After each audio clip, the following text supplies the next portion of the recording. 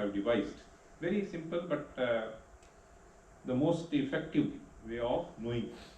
See, nowadays when I go, I carry some magnetic compass, but that will only give roughly, I think it's okay.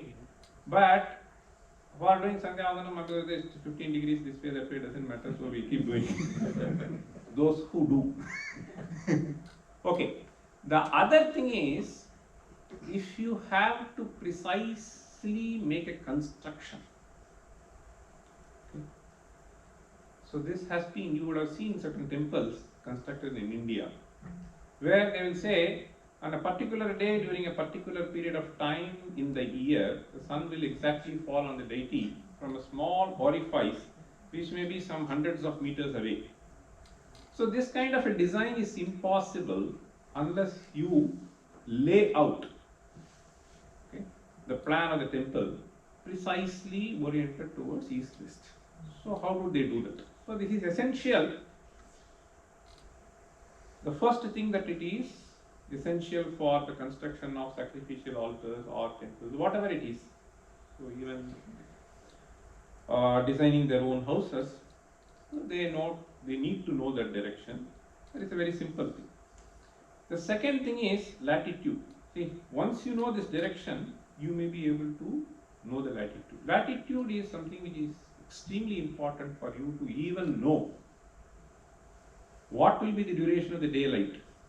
See, this keeps varying irrespective of where you are, unless you are in equator. If you are on the equator, then all the days will be 24 hours. Okay, 24 will be exactly divided into 12 plus 12. Okay, irrespective of where you are in the globe. But if you are off the equator, then the duration keeps changing. The more you are off, the more will be the change in the duration of the daylight. So this they would like to know, and therefore you have to determine the latitude. So some simple experiments have been devised. So those are very interesting. So that fascinated me really. Very, very simple technique. You have a stick, you have a plane, then you will be able to determine time, determine direction, and determine the latitude. Okay, there are some simple experiments which have been devised by these people. Very ingenious. Okay, so the purpose is Digdesha Kala Jnana. Okay, that's all I want to say. And then this Vedanga Jyotisha was taught to various people, and they have devised certain interesting schemes which have been revised over a period of time by various astronomers of the later period. So this is a verse which basically tells you different branches of knowledge which are broadly divided into 14. Purana Nyaya Mimamsa Dharma Shastranga Vishritaha Vedasthanani Vidyanam Dharmasya Chaturdasha. So this is a famous verse for Chaturdasha Vidyasthana. The 4 Vedas, the 6 Vedangas, we have 10. Then Purana, Nyaya, Mimamsa, Dharma Shastra. Okay. So this is one. Then there are other 4 were added, Ayurveda, Dhanurveda and so on. But this only speaks of the antiquity of the science, and I will tell you, this quote, don't bother about that. So those of you who don't know to read Sanskrit, that's okay. So this is a passage from the Chandogya Upanishad, wherein a dialogue takes place between Narada and Sanat Kumara. So Sanat Kumara was approached by Narada saying that please teach me. Okay. Adhi Hivo Bhagavaha. That is the first statement. Bhagavaha means oh respectable sir. So please teach me. So then Sanat Kumara says, let me know what you have studied, then I will take forward. Okay. That is the next reply. Then Narada presents a huge list. Okay. The second para is essentially subject matter. So almost 20 different things have been listed by him. Rig Veda, Bhagavad Gita, Veda, Samaveda, Atharvaveda, okay, Rashi, Deva, Vakovakya, Ekayana and so on. So look at the last word here. Nakshatra Vidya is what he says. Okay. Nakshatra Vidya here refers to the science of astronomy. See, we are all students of science, so we know that for you to recognize a motion, you need to have a frame, fixed frame.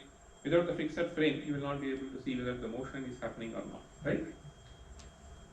So for us to know that the sun is moving, the star, this moon is moving or Mercury is moving, so you need to have a fixed frame. The fixed frame is presented by these stars.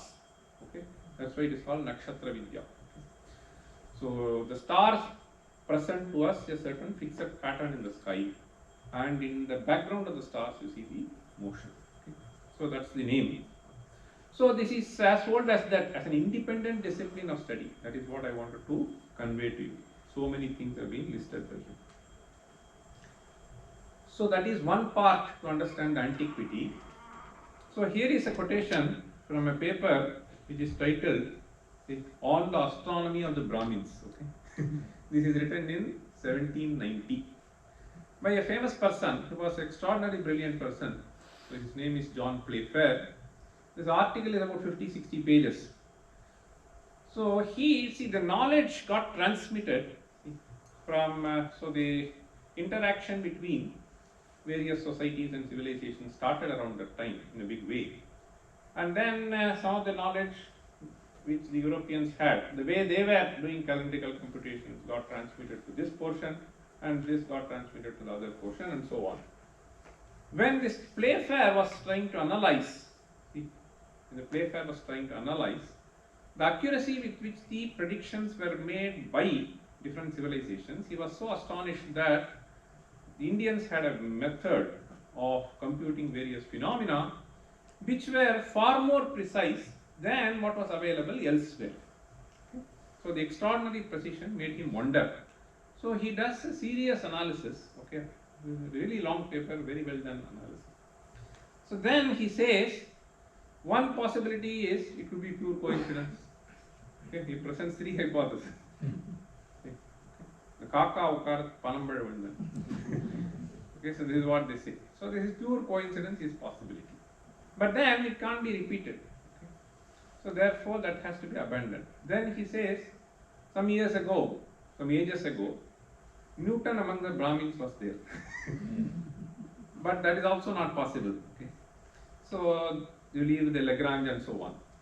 So then the third hypothesis is observations were made in India when all Europe was barbarous and uninhabited. Okay.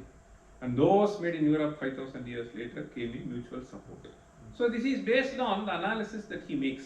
See, the point is, if you have to precisely know what exactly is the time period taken by the moon to come back to the position, so you may have to make observation for hundreds of years.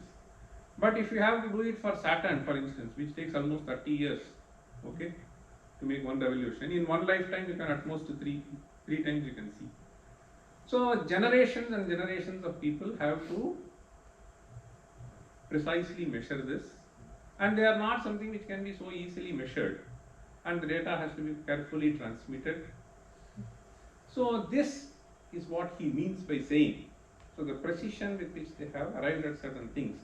The other thing that I want to say is that US Embassy officer was asking what is Indian astronomy. So I must tell you the approach that they have taken, the problem may be same, but the approach they have taken are totally different. Our approach has been totally analytical, whereas their approach has been purely data driven. Okay, so today as we do. So they have some data, and then they have not made any analytic formulation. Okay, that is another thing which I wanted to incidentally tell you. Okay. Then, in our tradition, people have also been strongly criticizing people who were merely practicing astrology at a later date. See, astronomy, at some point of time, they started analyzing whether it can have, based on something you can do. This is a natural tendency for human being, right? I would like to know what my future is. In fact, many people keep asking me, "Sir, are you astrologer? Can you please?" So I used to say, no, I don't know. Even if I sit in the airport, no, you look like astrologer. But I said, no, I don't know. But they will not even believe. Some of these people, particularly in lounge, etc., they have some. Anyway, so these astrologers were strongly criticized by these people. See, so you should know the theory also. I mean, it is a different thing altogether. So the kind of discipline that these people have to keep up, okay, for you to practice astrology, it doesn't something you just read something, it doesn't work like that. Okay. So if that were the case, then anybody who just comes out of MBBS, okay, degree, will be considered a great doctor. So you have to have various other things in your mind, and then the various things get correlated, and then only you can do something. And this is far more important, and there are various conditions. So you see that there is a strong criticism which has been made without knowing the theory. So you should not actually get into these kinds of things and so on and so forth. The earliest name that we find in the scriptures to refer to this particular Shastra, as I told earlier, it is Nakshatra Vidya, which is found in the Upanishad. And here you find a term called Kala Vidhana Shastra. See? So it says, Vedahi yajñartham abhipravrittaha kalanupurvya vihitasya yajñaha tasmadidam Kala Vidhana Shastram. See, you understand? Kalanupurvya vihitasya yajñaha. See, yajña is to be, so whether it is a jnana yajña, so you have some time fixed, okay, for you to commence. So kalanupurvya vihitasya yajñaha. So this discipline is Kala Vidhana Shastra. It helps you in precisely knowing the time. Okay. So it can be a short period, it can be a long period, it can be year, whatever it is. Okay. So this is what helps, and therefore only who knows Jyotisha, tasyo Jyotisham Veda Saveda Yajñam. Okay. So time was considered as an integral part of any kriya that you do. Okay. So by the way, if any of you need some clarification at any point of time, you can feel free to raise your hand.